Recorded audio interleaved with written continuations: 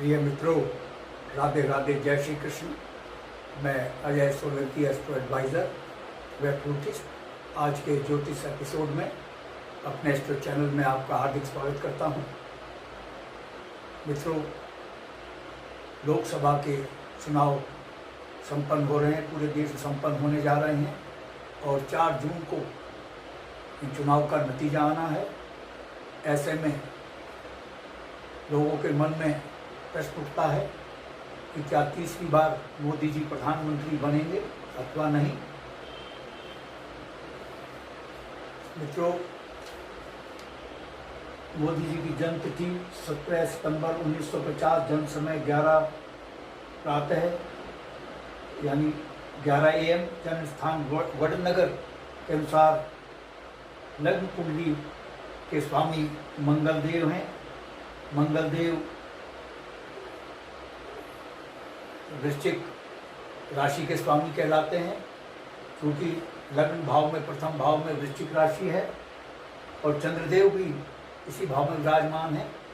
इसीलिए मोदी जी की लग्न राशि और चंद्र राशि दोनों वृश्चिक है।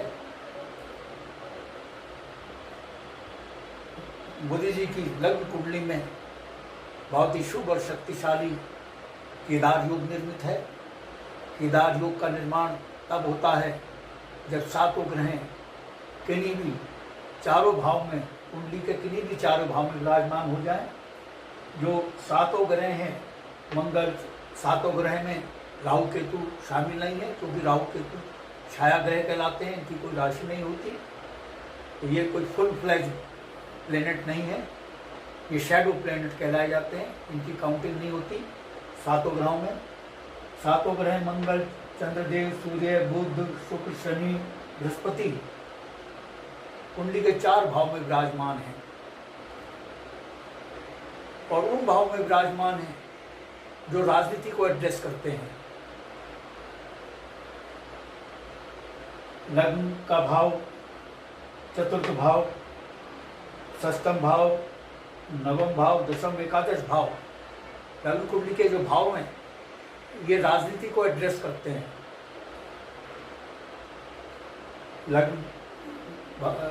लग्न स्वयं जातक होता है, यानी लग्न स्वयं मोदी जी हैं। चतुर्थ भाव जनता की स्वीकार्यता को दर्शाता है। षष्ठम भाव जातक या जातिका की पूरी राजनीति को दर्शाता है और नवम भाव नेतृत्व क्षमता को दर्शाता है। दशम भाव जो है सरकार को दर्शाता है और एकादश भाव संसद या विधानसभा का प्रतिनिधित्व करता है। इसके साथ ही राजनीति के जो कारक ग्रह हैं, चंद्र, सूर्य, चंद्र और बृहस्पति देव हैं, ये शुभ स्थिति में होने चाहिए और ये भाव भी शुभ स्थिति में होने चाहिए। मोदी जी का जो केदार योग निर्मित है, उसमें जो ग्रह केदार योग का निर्माण कर रहे हैं वो उन भाव में विराजमान हैं जो राजनीति को एड्रेस करते हैं। मैं आपको ये भी बतला दूं, केदार योग जानी मानी देश दुनिया की जानी मानी हस्तियों की कुंडली में देखने को मिलता है। मसलन के तौर पर पूर्व प्रधानमंत्री स्वर्गीय नरसिम्हा राव, पूर्व प्रधानमंत्री स्वर्गीय राजीव गांधी जी और अमिताभ बच्चन की कुंडली और देश की तमाम जानी मानी हस्तियों की कुंडली में देखने को मिलता है। मोदी जी कुंडली में जो केदार योग निर्मित है उसके ग्रह शुभ भाव में स्थित हैं। कोई भी ग्रह शुभ भाव में स्थित नहीं है। यह स्थिति मोदी जी को बहुत ताकत प्रदान कर रही है, शक्तिशाली बना रही है। अमिताभ बच्चन जी की कुंडली के अशुभ भाव में, अष्टम भाव में केदार योग का निर्माण करने वाले ग्रहों में से एक ग्रह अष्टम भाव में था, जिसके कारण उनको दुर्घटना का सामना करना पड़ा, प्राणघातक दुर्घटना का, क्योंकि अष्टम भाव दुर्घटना का भाव कहलाता है, मृत्यु तुल्य कष्ट का भाव होता है। इसलिए अमिताभ बच्चन जी को मृत्यु तुल्य कष्ट और दुर्घटना का सामना करना पड़ा। राजीव गांधी जी की लग्न कुंडली के अष्टम भाव में 3 भाव 2 ग्रह विराजमान थे, जिसके कारण उनको दुर्घटना हुई और दुर्घटना में उनको मृत्यु हुई। लेकिन मोदी जी की कुंडली में इस अशुभ भाव में षष्टम और अष्टम भाव में कोई भी ग्रह मौजूद नहीं है जो कि केदार योग का निर्माण कर रहा है। और जो ग्रह राजनीति के कारक हैं वो बहुत शुभ स्थिति में है। चंद्रदेव जो कि नवम भाव के स्वामी हैं, जो कि नेतृत्व, नवम भाव राजनीति में जातक जातिका की नेतृत्व क्षमता को दर्शाता है।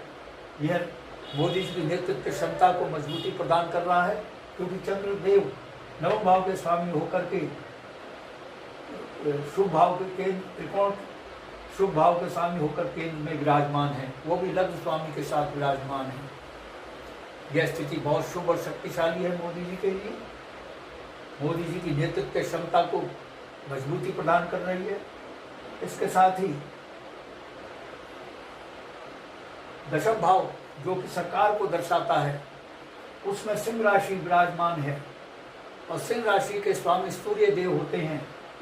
सूर्य देव सब ग्रहों के राजा कहलाए गए हैं, जो कि शासन, प्रशासन, सरकार, हुकूमत का प्रतिनिधित्व करते हैं। ग्रहों के राजा सूर्य देव की दशम भाव में सिंह राशि का विराजमान होना यह दर्शाता है कि मोदी जी की मजबूत सरकार बनने जा रही है। और एकादश भाव में जो कि संसद का भाव है, उसमें सूर्य देव ग्रह के राजा विराजमान है। यह स्थिति दर्शाती है कि संसद में मोदी जी प्रधानमंत्री पद के लिए तीसरी बार प्रधानमंत्री पद लेने की पूरी संभावना है। और लग्न स्वामी का विराजमान होना मोदी जी की कुंडली को, लग्न कुंडली को शक्ति प्रदान कर रहा है। और देवगुरु बृहस्पति देव चतुर्थ भाव में विराजमान है। चतुर्थ भाव जैसा कि मैं बतला चुका हूँ कि जनता की स्वीकार्यता, मतदाता की स्वीकार्यता का भाव कहलाता है। इसमें देवगुरु बृहस्पति देव जो राजनीति के प्रबल कारक ग्रह हैं, वो विराजमान है चतुर्थ भाव में। यानी मोदी जी की जनता में भारी स्वीकार्यता है। उनकी स्वीकार्यता इस लोकसभा चुनाव में होने जा रही है 2024 में, ऐसी संभावना है, क्योंकि देवगुरु बृहस्पति देव राजनीति के कारक ग्रह चतुर्थ भाव में मोदी जी को जनता की, मतदाताओं की स्वीकार्यता प्रबलता से प्रदान कर रहे हैं। यानी जो भाव, सिर्फ एक भाव षष्ठम भाव ऐसा है जिसमें जो कि राजनीति को दर्शाता है, इसमें कोई ग्रह मौजूद नहीं है। और लग्न स्वामी की राशि मेष राशि विराजमान है। और लग्न स्वामी यानी लग्न के स्वामी होने के साथ साथ षष्ठम भाव के भी स्वामी हैं। षष्ठम भाव शत्रुओं का भाव है, और कंपटीशन का भाव है, प्रतिस्पर्धा का भाव है, राजनीति का भाव है। लग्न स्वामी मोदी जी के विरोधियों में वृद्धि कर रहे हैं, शत्रुओं में वृद्धि कर रहे हैं। शत्रुओं में वृद्धि होगी, विरोध पैदा होगा मोदी जी के लिए जबरदस्त। लेकिन मोदी जी एनिमी हंटर कहलाएंगे, शत्रु हंता कहलाएंगे। जब शत्रु होंगे तभी तो शत्रु हंता कहलाएंगे। तो प्रतिद्वंदी उनके चारों खाने चित होंगे। तो कहने का अभिप्राय है, जो ग्रह हैं जो राजनीति को एड्रेस करते हैं, सूर्य देव, चंद्रदेव और देवगुरु बृहस्पति देव, तीनों शुभ स्थिति में। सूर्य देव दशम भाव के स्वामी है, जो कि सरकार का प्रतिनिधित्व करता है। इस भाव का स्वामी होकर के संसद में विराजमान है, संसद के भाव में विराजमान है। ये स्थिति मोदी जी को पुनः लोकसभा में प्रधानमंत्री के पद पर आसीन करने की संभावना जतला रही है तीसरी बार। कहने का अभिप्राय है मित्रों, मोदी जी की लग्न कुंडली बयान कर रही है कि तीसरी बार मोदी जी का प्रधानमंत्री बनने की प्रबल संभावना है। यदि मित्रों मेरा आपको ये एपिसोड पसंद आया है, I request you to please subscribe my channel. मेरा चैनल सब्सक्राइब करने से आपके पास मेरा अगला ज्ञान भरा एपिसोड सबसे पहले पहुंचेगा। और यदि आपको अपनी लग्न कुंडली या जन्म पत्रिका की एनालिसिस करानी है तो आप अपने प्रश्नों के साथ अपने बिल्कुल सही से जन्म तिथि, जन्म समय, जन्म स्थान मेरे व्हाट्सएप नंबर 9411769698 पर भेज सकते हैं। मैं आपके प्रश्नों का तुरंत उत्तर दूंगा। मित्रों, मैं आपके संज्ञान में लाना चाहूँगा, देश और समाज के लिए मेरी एस्ट्रो सेवा निःशुल्क है, लेकिन व्यक्तिगत परामर्श निःशुल्क नहीं है।